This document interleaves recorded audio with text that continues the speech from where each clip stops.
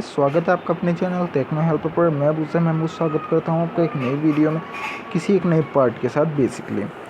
तो इससे पहले हमने चैप्टर 8 आपका कुछ चैप्टर 8 का पार्ट 3 हमने इसमें कंप्लीट करा था इससे पहले वीडियो में, ठीक है। तो पार्ट 3 में मैंने आपको क्या क्या बताया था, आपको बहुत अच्छी तरीके से याद होना चाहिए। इससे पहले हमने कुछ एनिमल सेल की डिस्कवरीज़ उसकी बारे में कुछ हमने बताया था, यूकैरियोटिक सेल्स और प्रोकैरियोटिक। सो इससे पहले हमने कुछ हमारे जो यूकैरियोटिक सेल्स और प्रोकैरियोटिक सेल्स हैं उसमें कुछ डिफ्रेंशिएशन भी पढ़ा था, डिफरेंस क्या होता है उसमें वो पढ़ा था।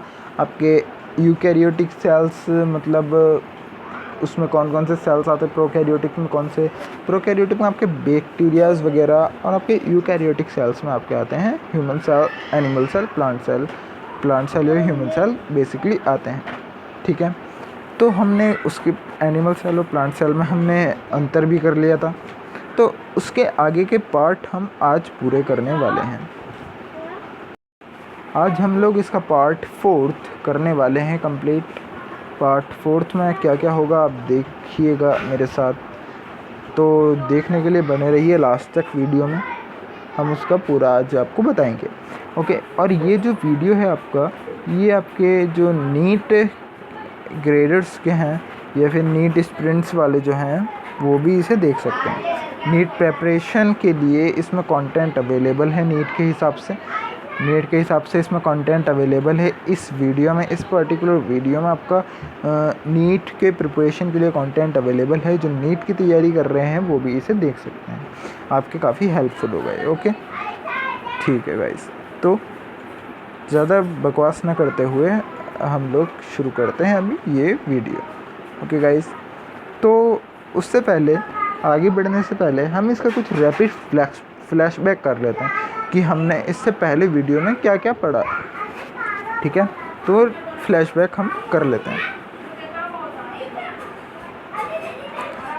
सो गाइस, जिन लोगों को नहीं पता है कि मैं कौन हूँ और ये मैं क्या पढ़ा रहा हूँ, तो मैं उन्हें भी इंट्रोड्यूस कराना चाहता हूँ अपने आप को कि मैं अबूज़र महमूद आपका 11th में सभी क्लास वालों को बेसिक साइंस और मैथ्स पढ़ाता हूँ मैं।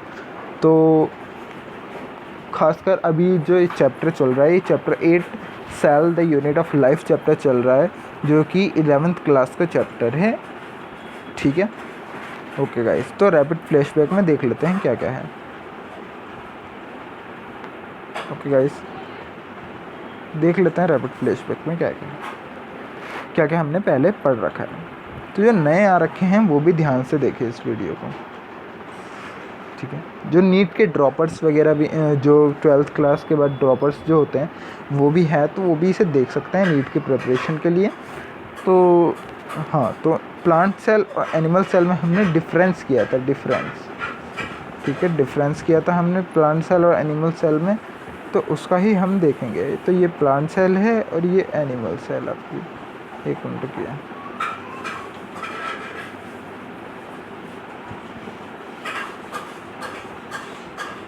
ये प्लांट सेल है, ये एनिमल सेल है, तो गाइस, तो ठीक है। तो पहला पॉइंट हम प्लांट सेल का देख लेते हैं। इसमें आपकी सेल वॉल प्रेजेंट होती है, यानी कि इस टाइप के सेल में, प्लांट सेल में आपकी सेल वॉल प्रेजेंट होती है, बट आपकी एनिमल सेल में सेल वॉल एब्सेंट रहती है। सेल वॉल क्या होती है, बेसिकली हमारा जो सेल है वो 2 लेयर्स से कवर्ड रहता है। जो है आपकी, एक होती है आपकी प्लाज्मा मेम्ब्रेन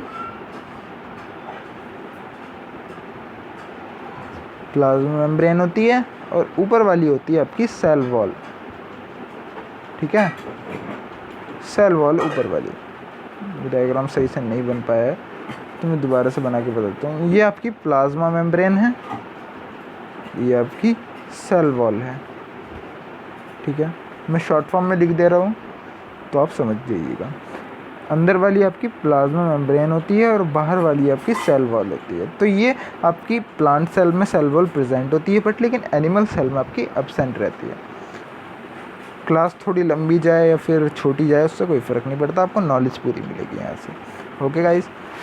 तो प्लांट सेल में क्या होता है, न्यूक्लियस काफ़ी बड़ा होता है। Nucleus usually lies near periphery due to vacuole. वो मैं वैक्यूल को बता दिया था। वैक्यूल आपका प्लांट सेल में काफ़ी बड़े बड़े होते हैं, ठीक है, वैक्यूल्स बहुत बड़े बड़े होते हैं। और आपका न्यूक्लियस जो होता है जिसमें आपका जेनेटिक मटेरियल आपका होता है,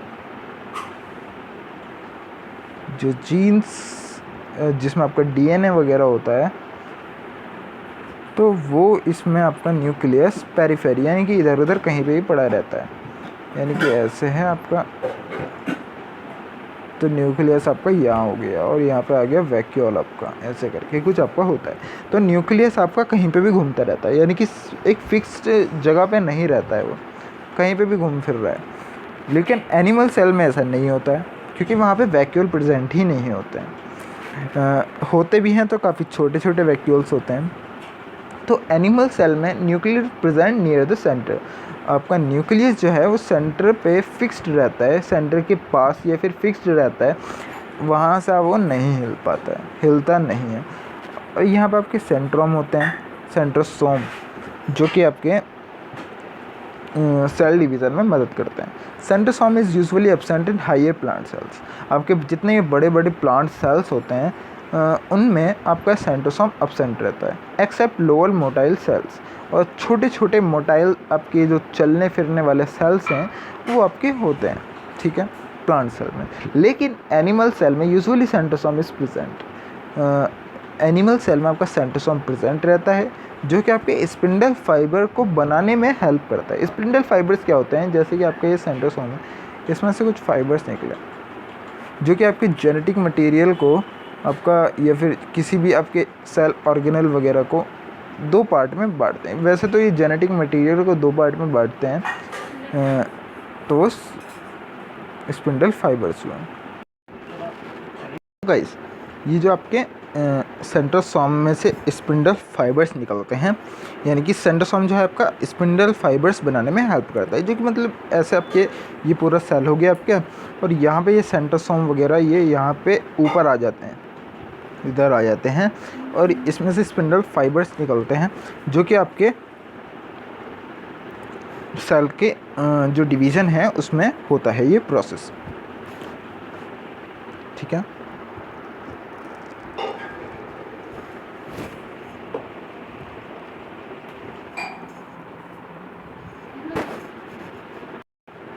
सो गाइस, फोर्थ पॉइंट देख लेते हैं। 4 पॉइंट क्या है।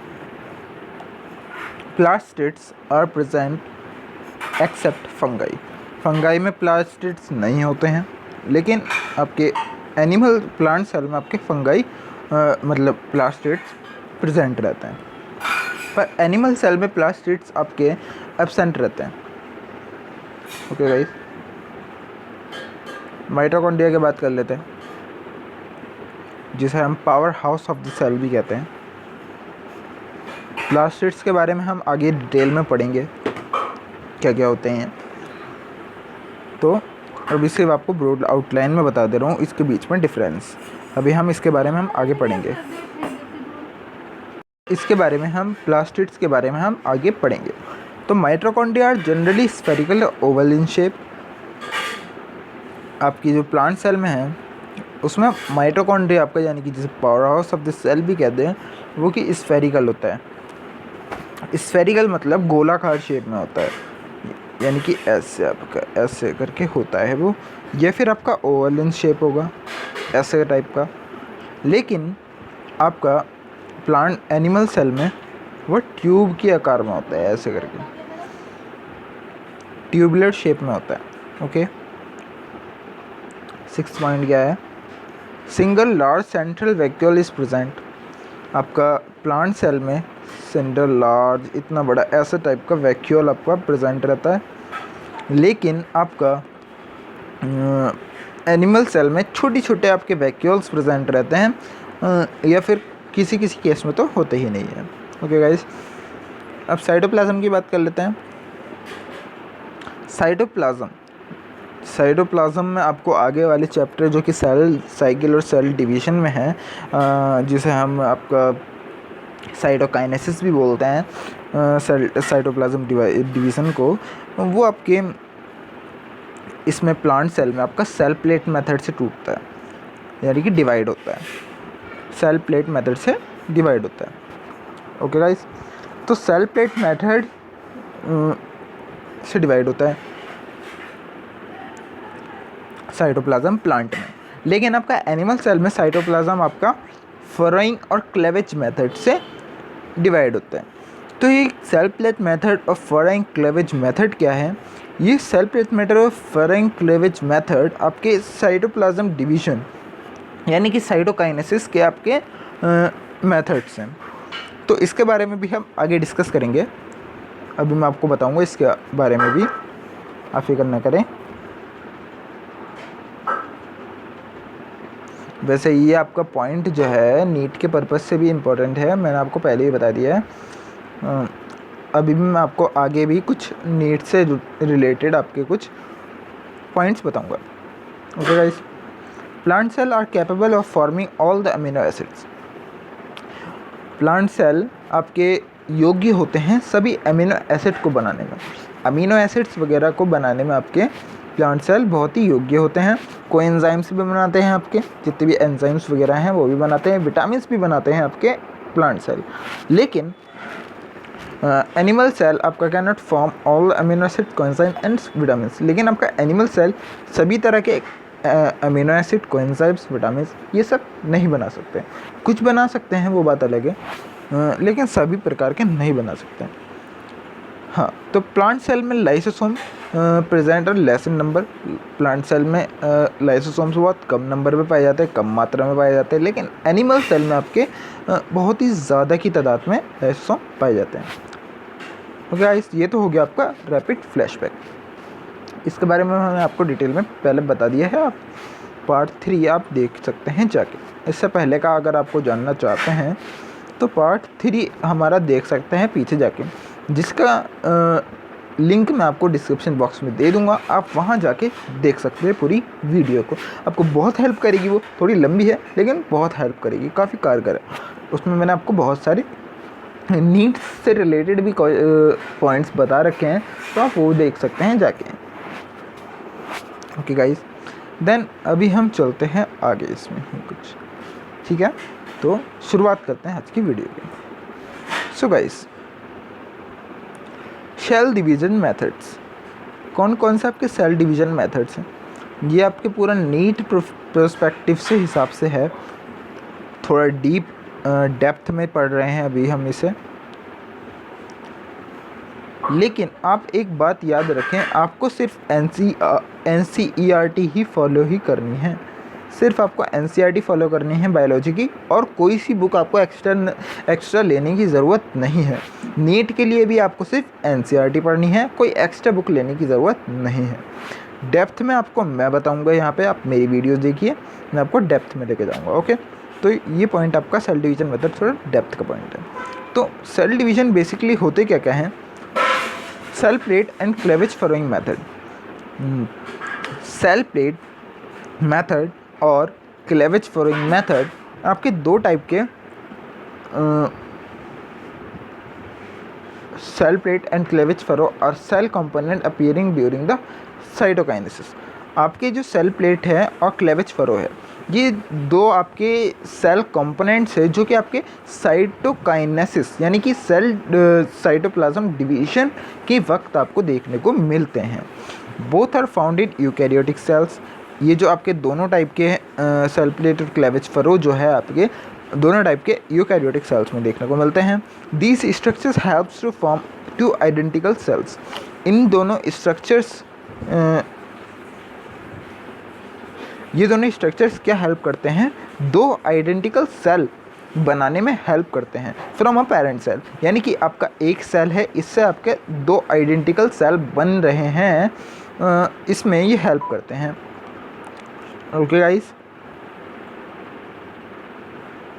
दे are both important components of cells. ये दोनों आपके बहुत ही इम्पोर्टेंट कंपोनेंट्स हैं सेल के, जो कि कंट्रीब्यूट करते हैं सेल के सर्वाइवल में। ठीक है, तो क्लेवेज फरो मेथड और सेल प्लेट मेथड आपके क्या क्या हैं? है जब आपका सेल, आपका एक सेल है, देखो मैं आपको समझाता हूँ बहुत ईजीली, थोड़ा इजी समझ में आएगा आपको, इजी पीजी। देखिए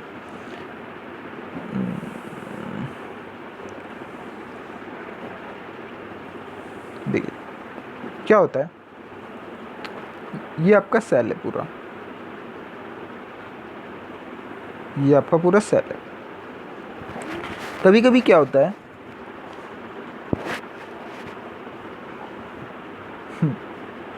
तो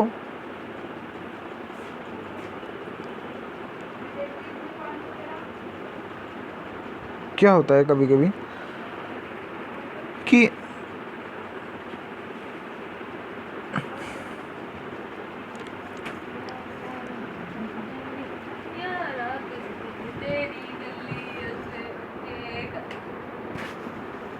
सो गाइस देखिए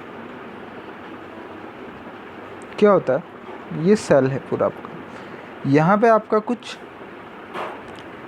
जो भी आपका डिवीज़न हो रहा है साइटोप्लाज्म में वो है, और यहाँ पे आपके ये जो है ये सेंट्रोसोम्स है। एक मिनट दोबारा से बना के बताता हूँ आपको।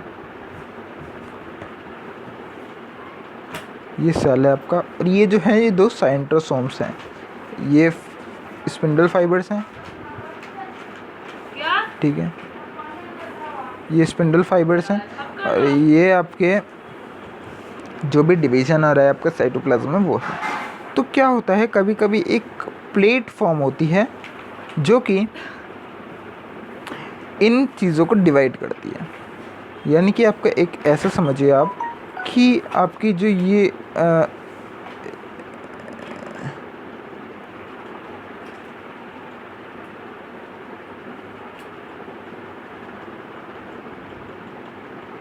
ये आपके हैं कुछ क्रोमोसोम्स, ठीक है, ये आपके मैंने ऐसे बना दिए हैं क्रोमोसोम्स। तो कभी कभी क्या होता है सेल प्लेट एक पड़ जाती है, इसमें एक प्लेट टाइप की पड़ती है जिसे हम क्या बोलते हैं सेल प्लेट, जो कि इन दोनों आपको डिवाइड कर देती है, यानी कि ऐसे आप समझ सकते हैं ये है और ये आपके दो जुड़े हुए हैं, और यहाँ पे आपकी सेल प्लेट पड़ गई जो कि एक पार्ट इधर एक पार्ट इधर ऐसे डिवाइड कर देता है। मैं आपको वहाँ ले जाके ही बताता हूँ, आपको वहाँ ज़्यादा जल्दी समझ में आएगा। ये देखिए ये आपका है फाइकोप्लास्ट, यानी कि जो आपको साइटोप्लाज्म भी बोलते हैं इसे, फाइकोप्लास्ट या फिर साइटोप्लाज्म भी बोल सकते हैं आप। तो इसमें क्या होता है,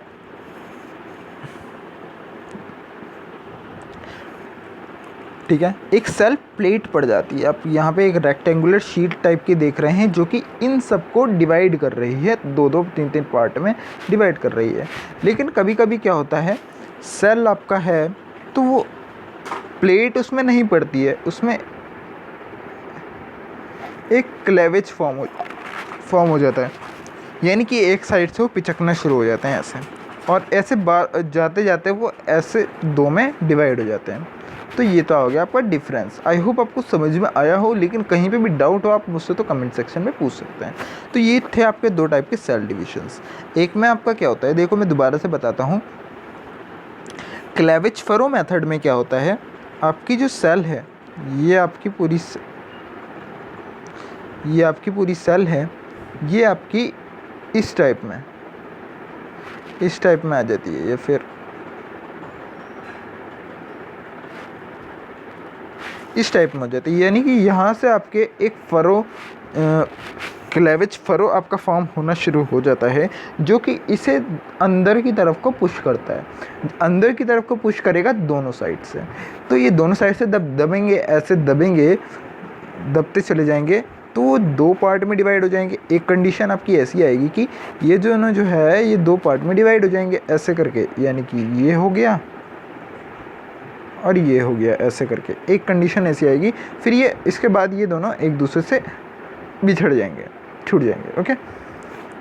लेकिन कभी कभी आपकी, अरे यार ये क्या गया, ठीक है, लेकिन सेल प्लेट में आपका ऐसा नहीं होता है, उसमें आपके क्लेविज फरो आपकी फॉर्म नहीं होती है, लेकिन सेल प्लेट एक बीच में आ जाती है आपकी, तो उसके कारण ये आपकी साइटोप्लाज्म डिवाइड होता है, ओके गाइस।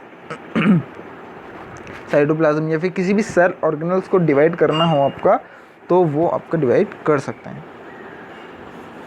ठीक है,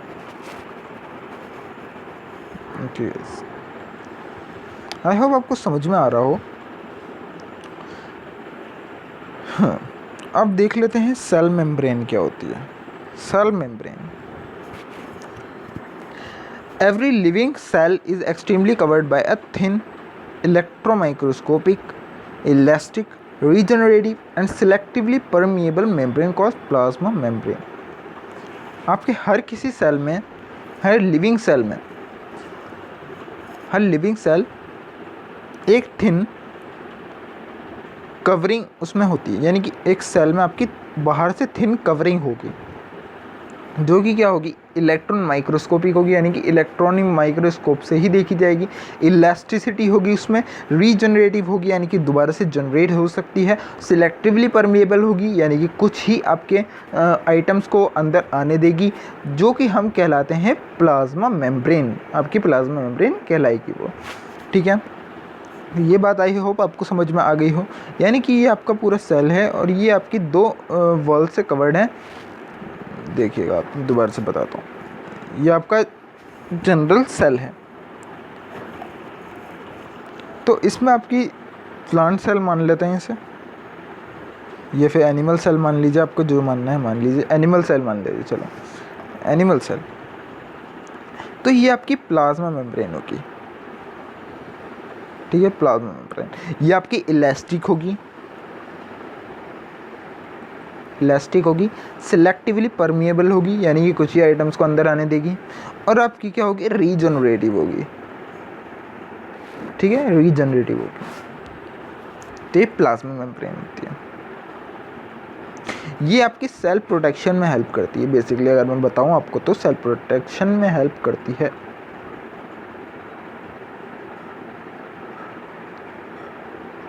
हाँ, इसमें कुछ आपके केमिकल कॉम्पोजिशन भी होते हैं, केमिकल्स भी पाए जाते हैं, जैसे कि लाइपोप्रोटीन्स पाए जाते हैं, लिपिड्स पाए जाते हैं, ये सब केमिकल्स वगैरह हैं। प्रोटीन पाया जाता है, और major components forming 60% of the plasma membrane, जो कि आपके लाइपोप्रोटीन, लिपिड और प्रोटीन जो होता है, ये आपके 60% आपके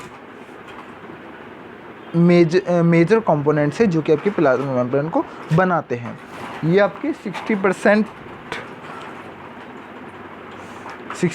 होते हैं, जो कि आपकी प्लाज्मा मेम्ब्रेन को बनाते हैं। Protein provides mechanical strength and are responsible for transportation of different substances. Proteins provide mechanical strength, जो कि आपकी प्रोटीन्स होते हैं वो आपकी स्ट्रेंथ प्रोवाइड करते हैं, सेल को मैकेनिकल स्ट्रेंथ प्रोवाइड करते हैं, और रिस्पॉन्सिबल होते हैं ट्रांसपोर्टेशन ऑफ डिफरेंट सब्सटेंसेस। और आपको उसको अलग अलग सब्सटेंसेस का मतलब उसमें ट्रांसपोर्टेशन होता है, यानी कि मिनरल्स वगैरह, ये सब आपका कौन प्रोवाइड करवाता है, यही केमिकल्स वगैरह ये प्रोटीन्स प्रोवाइड करवाते हैं आपकी प्लाज्मा मेम्ब्रेन को। ठीक है, proteins also act as enzymes. Protein आपके एंजाइम के रूप में भी काम करते हैं। ठीक है, लिपिड्स में account 28% to 79%।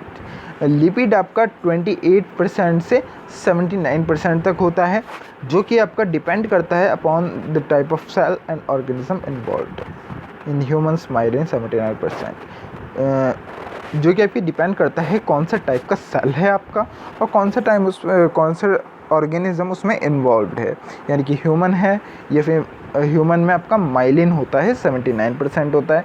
The lipid of plasma membrane are of 3 types. ठीक है, लिपिड आपका प्लाज्मा मेम्ब्रेन में जो लिपिड होता है आपका 3 टाइप का लिपिड पाया जाता है। कौन सा लिपिड है वो? फॉस्फोलिपिड्स। नोट करने की बात है ये, बिल्कुल नोट करने की बात है। नीट वालों के लिए भी इम्पोर्टेंट है और क्लास 11th वालों के लिए भी इम्पोर्टेंट है। तो आपका लिपिड कौन सा, आई होप आप नोट्स बना रहे होंगे, तो प्रॉपर नोट्स आप अपने पास रखिए। ठीक है, तो प्लाज्मा मेम्ब्रेन अब में आपका 3 टाइप का लिपिड पाया जाता है। कौन सा? फॉस्फोलिपिड होता है, ग्लाइकोलिपिड होता है, स्टीरॉल्स होता है, ठीक है। कौन कौन से होते हैं? फॉस्फोलिपिड, ग्लाइकोलिपिड और sterols. The sterol found in the membrane में भी कोलेस्ट्रॉल। जो आपका स्टेरॉल पाया जाता है मेम्ब्रेन में वो आपका कोलेस्ट्रॉल होता है एनिमल सेल में। एनिमल्स में उसे कोलेस्ट्रॉल नाम देते हैं हम, और प्लांट सेल में उसे फाइटोस्टेरॉल नाम देते हैं। और माइक्रो ऑर्गेनिज्म में आपको क्या बोलते हैं? माइक्रो ऑर्गेनिज्म में उसे अर्गोस्टेरॉल बोलते हैं। ठीक है। तो कोलेस्ट्रॉल जो होता है हमारा इंसानों में वो यही आपका क्या होता है? स्टेरॉल होता है।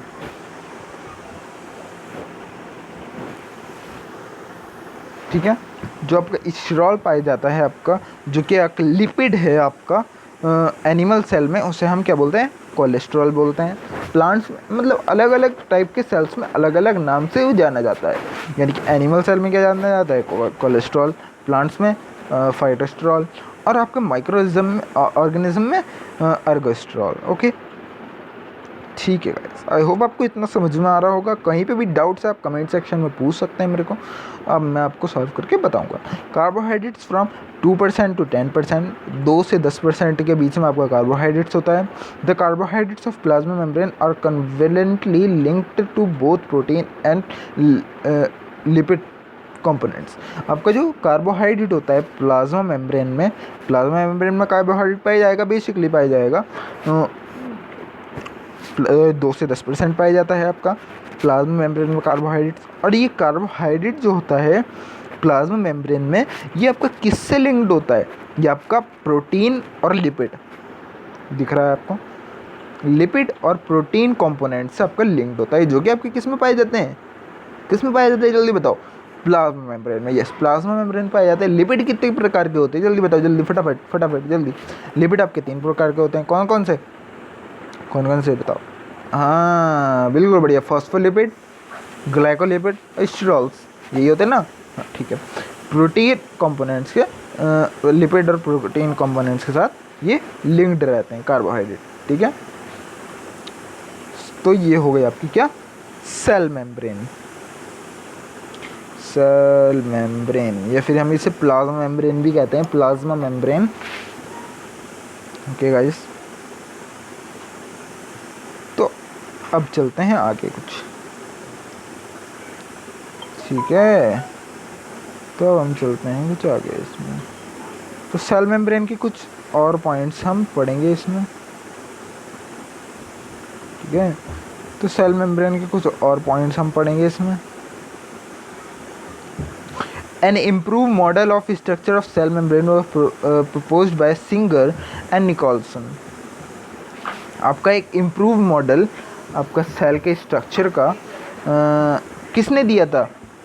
सेल के स्ट्रक्चर का आपका एक इम्प्रूव्ड मॉडल, यानी कि इम्प्रूविंग जो मॉडल था आपका सेल की स्ट्रक्चर का, सेल मेम्ब्रेन की स्ट्रक्चर, सॉरी सेल के स्ट्रक्चर नहीं, सेल मेम्ब्रेन की स्ट्रक्चर का आपका इम्प्रूव मॉडल किसने प्रपोज किया था? यानी कि किसने दिया था आपका? सिंगर और निकोलसन ने। सिंगर यहाँ पे कोई सिंगर यानी कि गायक वगैरह का नाम नहीं है, यहाँ सिंगर का नाम नहीं है, यहाँ पे एक सिंगर नाम का एक व्यक्ति है, साइंटिस्ट है, जिसने आपका क्या दिया था? स्ट्रक्चर दिया था सेल मेम्ब्रेन का, इम्प्रूव्ड स्ट्रक्चर आपका दिया था। कितने वर्ष में दिया था? 1972 में। Widely accepted as fluid mosaic model, जिसे हम क्या बोलते हैं? फ्लूइड मोज़ेक मॉडल बोलते हैं। तो इसके फ्लूइड मोज़ेक मॉडल बहुत ही चर्चित मॉडल है, इसके बारे में भी हम आगे बात करेंगे, क्या क्या होता है फ्लूइड मोज़ेक मॉडल में, क्या क्या होता है। Widely accepted as fluid mosaic model, ये आपको बहुत ही ज़्यादा तादाद में एक्सेप्ट किया गया था इसे कि ये फ्लूइड मोज़ेक मॉडल को। ठीक है, अकॉर्डिंग टू दिस, इसके हिसाब से क्या था ये? द क्वाजी फ्लूइड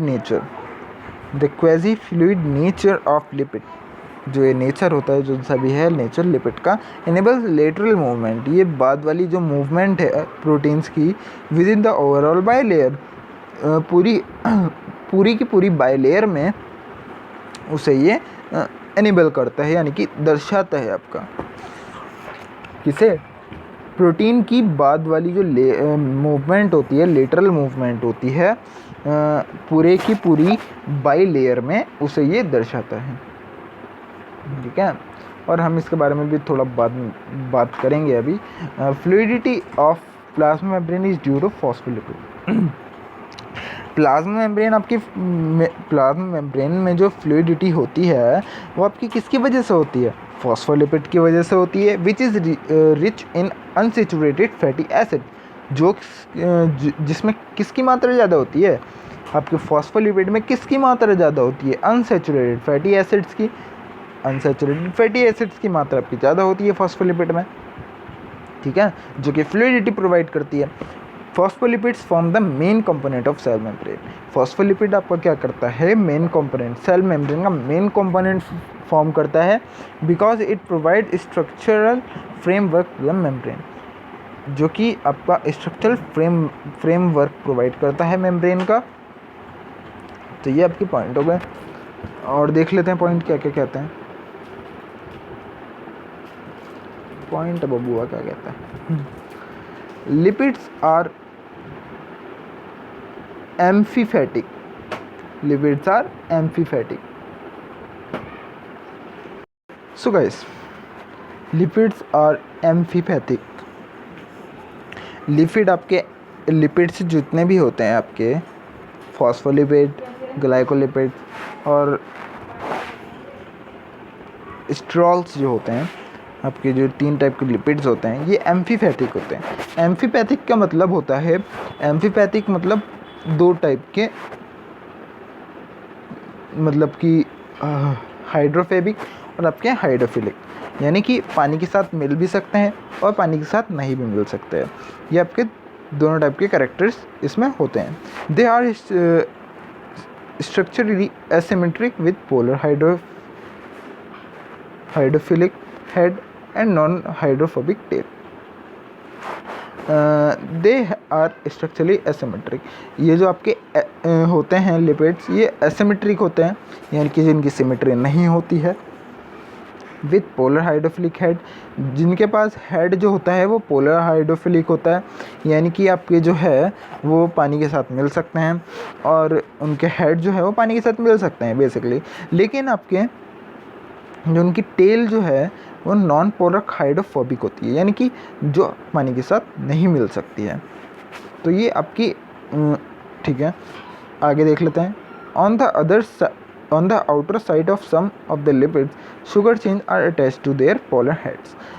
कुछ आपके जो लिपिड्स होते हैं उनके बाहरी साइड में शुगर चेन अटैच रहती है अब उनके पोलर हेड पर, उनके हेड पर शुगर चेन अटैच रहती है। Hence are known as glycolipids, जिन्हें हम क्या कहते हैं? ग्लाइकोलिपिड्स कहते हैं। ग्लाइकोलिपिड्स आपके यही होते हैं जिनके आपके बाहर से आपकी शुगर की चेन अटैच रहती है उनके पोलर हेड पर, ठीक है। तो ये आपका पॉइंट काफ़ी ज़्यादा इम्पॉर्टेंट है नीट पर्पस से भी, मतलब काफ़ी डेप्थ का पॉइंट है आपका। इतना डेप्थ में तो खैर नहीं आएगा, बायोकेमिस्ट्री का पॉइंट है आपका, यहाँ का तो अभी खैर नहीं है, लेकिन आपका नीट के पर्सपेक्टिव से काफ़ी बढ़िया है ये पॉइंट, आप ये पढ़ सकते हैं। एम्फीपैथिक, ये आपका बायोकेमिस्ट्री का पॉइंट है एक, तो वहाँ पे आपका होता है। हाइड्रोफिलिक, हाइड्रोफोबिक, ये हमें तो खैर पता है, लेकिन ये आपके हिसाब से तो खैर अभी काफ़ी हायर लेवल का हो गया ना क्वेश्चन, तो ये अभी आप चाहे तो पढ़ सकते हैं, चाहे तो आप नहीं पढ़ सकते हैं। आपके 11th क्लास वाले हैं तो इसे पढ़िए, नहीं पढ़िए, डेफिनेटली नहीं पढ़िए, क्योंकि आपको इतना डेप्थ में नहीं जाता है वो, पर लेकिन नीट वाले हैं तो आप पढ़ सकते हैं, डेप्थ में जाने की आपकी ज़रूरत है। Sorry. 2 kind of proteins are found in membrane. आपके जो मेम्ब्रेन में 2 टाइप के प्रोटीन्स पाए जाते हैं, द पेरिफेरल और एक्सट्रिंसिक प्रोटीन। आपका पेरिफेरल या फिर एक्सट्रिंसिक प्रोटीन जिसे बोलते हैं। पेरिफेरल मतलब आपका कहीं पे भी रहता है वो प्रोटीन, और आपका इंटीग्रल प्रोटीन्स, यानी कि वो अंदर रहने वाला प्रोटीन। आपका 2 टाइप के प्रोटीन्स आपके पाए जाते हैं, तो आपके 2 टाइप के आपके प्रोटीन्स पाए जाते हैं, ठीक है। कौन कौन सा थे? पेरिफेरल प्रोटीन, जो आपके बस साइड में पड़ा रहना है, उससे कोई फ़र्क नहीं पड़ता है, और आपके इंटीग्रल प्रोटीन, यानी कि जो अंदर की साइड प्रोटीन रहते हैं। ये आपके मैं बहुत ही डेप्थ में बता रहा हूँ ये आपके पॉइंट्स, ये आपके अभी तो NCERT में जो है वो ऊपर ऊपर जा रखे हैं, लेकिन यह मैं आपको थोड़ा डेप्थ में बता रहा हूँ। तो ठीक है, फिर जिसे भी वीडियो पसंद आ रही है तो वो एक तो लाइक कर ही सकता है वीडियो को, बनता है लाइक कर दीजिए वीडियो को और चैनल को सब्सक्राइब करिए ज़रूर। सब्सक्राइब करिए वीडियो चैनल को और शेयर करिए जितना हो सके वीडियो को, फ्रेंड्स के साथ शेयर करें। कमेंट करें, अगर आपको अभी भी कोई डाउट रह जाता है तो मुझसे आप कमेंट में पूछ सकते हैं। तो ये तो हो गया आपका कुछ इम्पोर्टेंट पॉइंट्स आपके सेल मेम्ब्रेन के। आगे हम देख लेते हैं फ्लूइड मोज़ेक मॉडल। ये आपका जो है हमारा अभी इसमें आपको मैं पॉइंट में आपको पढ़ाया था, कौन लेकर आया था, ये सिंगर और निकोलसन। सिंगर और निकोलसन इसे लेकर आए थे, जो कि हमारा फ्लूइड मोज़ेक मॉडल के नाम से जाना जाता है। इस पर तो आप स्टार मार लीजिए, ये तो बहुत ही पूछा जाने वाला क्वेश्चन है, ये एग्ज़ाम में आने के इसके 90 to 95% चांसेस है, तो आप इसे स्टार लगा दीजिए।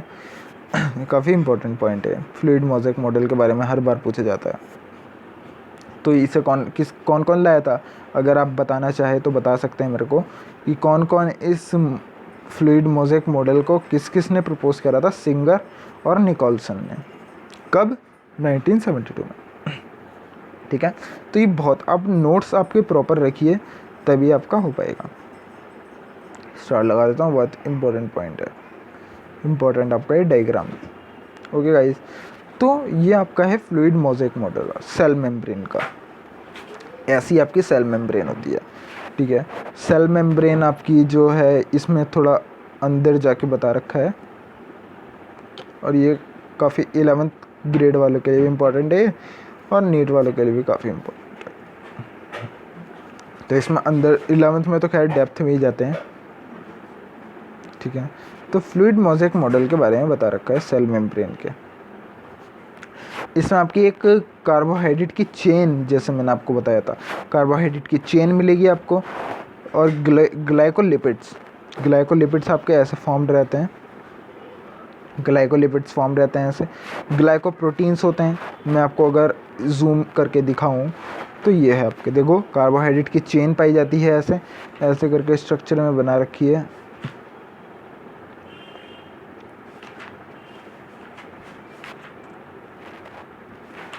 ऐसे करके चेन बना रखी है, ऐसे करके आपकी चेन बना रखी है ग्लाइकोलिपिड, इसकी कार्बोहाइड्रेट की। और ग्लाइकोलिपिड की भी आपकी ऐसे होती है, लेकिन वो ब्लैक कलर से डिनोट कर रखी है इन्होंने वाइट कलर से। ग्लाइकोप्रोटीन, ये आपके जो प्रोटीन है, देखिए आप यहाँ पे इस टाइप का प्रोटीन आपका ग्लाइकोप्रोटीन कहलाता है। ठीक है, प्रोटीन मॉलिक्यूल्स भी होते हैं, जैसे कि ये आपका प्रोटीन मॉलिक्यूल है, ये भी आपका प्रोटीन, ये भी आपका प्रोटीन मॉलिक्यूल्स ही है। ठीक है, ये प्रोटीन मॉलिक्यूल्स होते हैं। ये बता, ये जितने भी आपके सरफेस है, ये पूरी सरफेस आपकी क्या कहलाती है? Internal surface membrane. Internal surface membrane कहलाती है ये। और आपकी ये जो है ये आपकी हाइड्रोफोबिक टेल, ये आपकी जो दिख रही है दोनों आपकी, ये हाइड्रोफोबिक टेल्स हैं।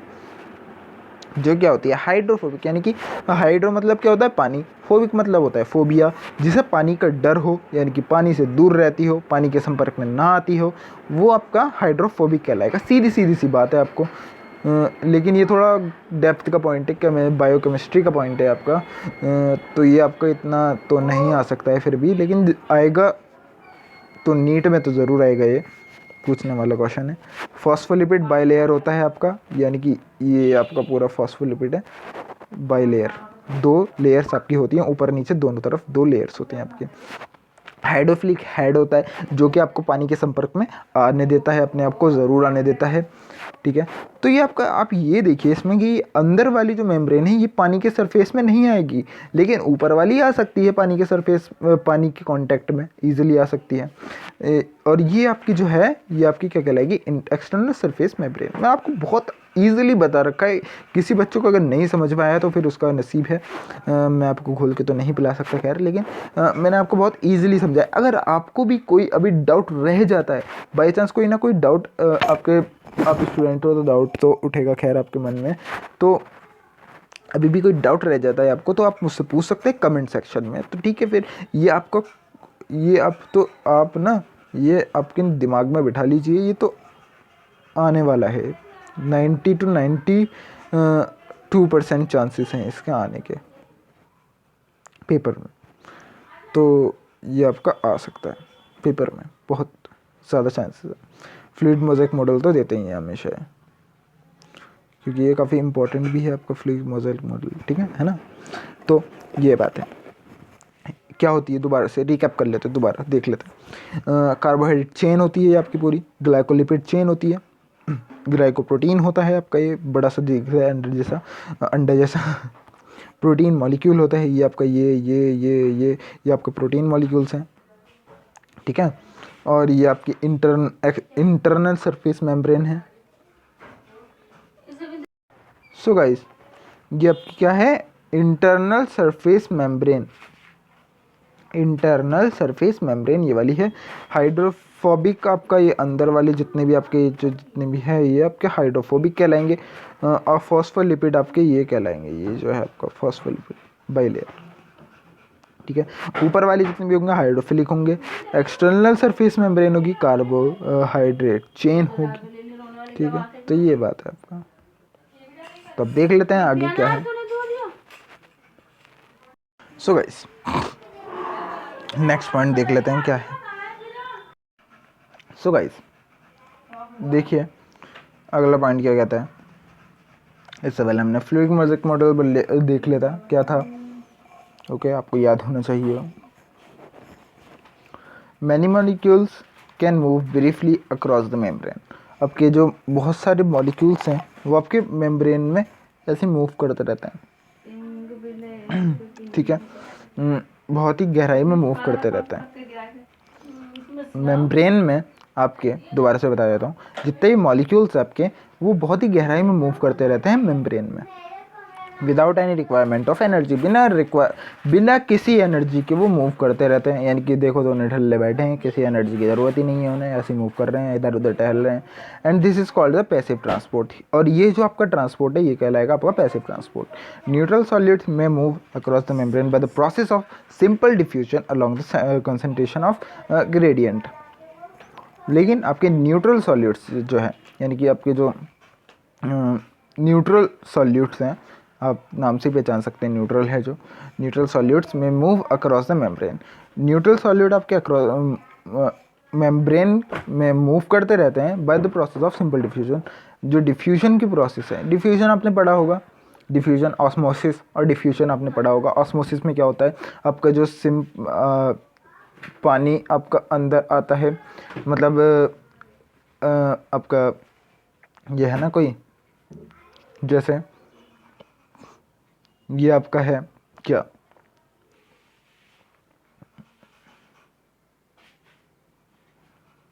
आपने डिफ्यूजन और ऑस्मोसिस पढ़ा है। ऑस्मोसिस और डिफ्यूजन में क्या होता है, आपका पानी जो है अंदर आता है, लेकिन आपका डिफ्यूजन में पानी सिंपल आपकी परमेबल मेम्ब्रेन से, सिलेक्टिवली परमेबल मेम्ब्रेन से बाहर जाता है। और लेकिन आपका ऑस्मोसिस में क्या होता है, पानी अंदर आता है by the selectively permeable membrane, ठीक है। ये है फिर डिफ्यूजन की प्रोसेस से आपका न्यूट्रल सॉलिड्स मूव करते रहते हैं अलॉन्ग द कंसंट्रेशन ग्रेडियंट की मदद से के साथ, from high concentration to lower.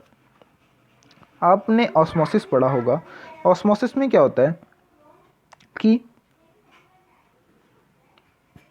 ये आपका हो गया लोअर कंसंट्रेशन एरिया, और ये आपका हायर कंसंट्रेशन एरिया हो गया। Higher concentration, lower concentration area. यहाँ पे अगर हायर कंसंट्रेशन एरिया में पानी है तो पानी, आप ये देखिए कि पानी आपका कभी भी जो करता है मूव, वो हायर कंसंट्रेशन एरिया से लोअर कंसंट्रेशन एरिया, यानी कि आपका यहाँ से यहाँ मूव करेगा वो, यानी कि हायर कंसंट्रेशन एरिया से आपका वो लोअर कंसंट्रेशन एरिया में मूव करेगा, ठीक है, ओके। तो डिफ्यूजन की प्रोसेस में क्या होगा, वो higher pressure area, higher concentration area से आपका लोअर कंसंट्रेशन एरिया की तरफ मूव करेगा पानी जो है।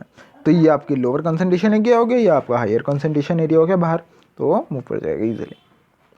Osmosis is the term used to refer specifically to the diffusion of water across the differentially or semi-permeable membrane. आपका ऑस्मोसिस एक टर्म है जो कि आपका यूज़ कर कहाँ यूज़ होता है, specifically to the diffusion of water, water के डिफ्यूजन के लिए, यानी कि वाटर के बाहर जाने के लिए आपका यूज़ होता है आपका osmosis term across a differentially और सम वे सेमी परमेबल मेम्ब्रेन, जो कि मैंने आपको बताया अभी सेमी परमेबल मेम्ब्रेन से बाहर निकलता है ना, तो वो है ये। ठीक है, तो नीचे का पढ़ लेते हैं क्या होता है। As the polar molecule can not pass through the non polar lipid bilayer, आपका ये पोलर मॉलिक्यूल्स होते हैं वो आपके नॉन पोलर लिपिड बाइलेयर से पास नहीं हो पाते हैं।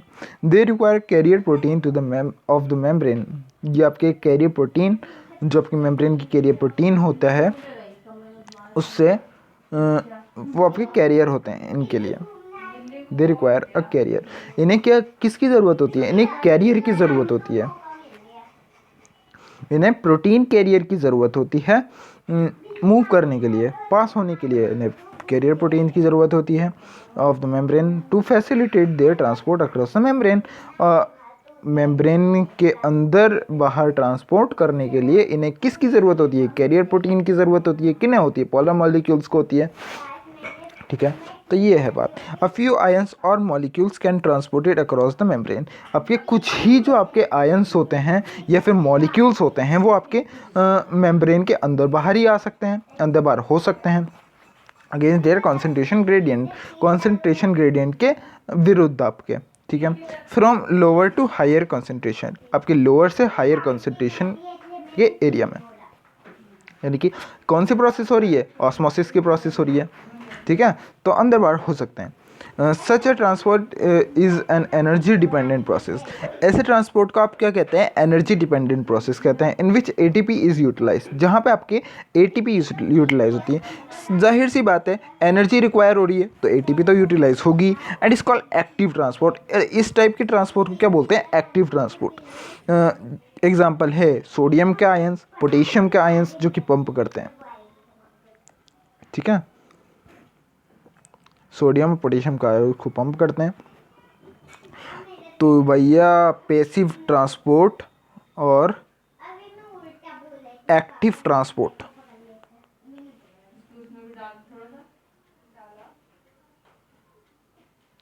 मोस्ट इम्पॉर्टेंट निशान लगा लीजिए आपका। मैं जो आपको बता रहा हूँ ना वो आप निशान लगाते चलिए, आपका वो ज़रूर आएगा, क्योंकि वो काफ़ी मतलब ज़रूर आएगा वो आपका पेपर के टर्म्स के हिसाब से बहुत ही इंपॉर्टेंट है आपका, बहुत ही ज़्यादा इंपॉर्टेंट है आपका। एक्टिव और पैसिव ट्रांसपोर्ट बहुत ही ज़्यादा आने वाला क्वेश्चन है, मैंने आपको बता दिया है, आपको इजीली बता दिया है, अंडरस्टैंड करवा दिया है। आप नोट्स बनाते रहिए, आपको कुछ परेशानी नहीं आएगी। ओके गाइस, तो ठीक है, वीडियो काफ़ी लंबी हो चुकी है तो अभी हमें यहाँ पे एंड करनी पड़ेगी ये वीडियो। तो ठीक है, देन फिर विदा लेता हूँ आपको यहीं पे ही। देन मिलते हैं आपको इसकी नेक्स्ट वीडियो में, इसके पार्ट 5 के साथ। उसमें मैं आपको कुछ पढ़ाऊँगा आगे के इसके पॉइंट्स। जी, आगे पॉइंट्स कौन से हैं इसके, बल्क ट्रांसपोर्ट के बारे में आपको मैं बताऊँगा इसके आगे के पॉइंट्स में। ठीक है, तो अभी तक के लिए बस इतना ही। मिलते हैं आपको इसकी नेक्स्ट वीडियो में पार्ट 5 के साथ। और हाँ, जिसने भी मेरा चैनल सब्सक्राइब नहीं किया तो सब्सक्राइब कर दीजिए, लाइक नहीं किया वीडियो को तो लाइक कर दीजिए, वीडियो को जितना हो सके अपने फ्रेंड्स के साथ शेयर करिए। और अभी भी आपको इस चैप्टर से रिलेटेड कोई भी डाउट आपके मन में हैं तो आप मुझसे कमेंट सेक्शन में पूछ सकते हैं, और कमेंट सेक्शन खाली पड़ा रहता है तो आप पूछिए। और सब्सक्राइब जितना हो सके सब्सक्राइब करिए, आपके सपोर्ट की हमें बहुत ज़रूरत है इस समय, तो आप जितना हो जाए आपको सब्सक्राइब करिए। ओके गाइस, तो ठीक है, फिर take care and goodbye to all of you.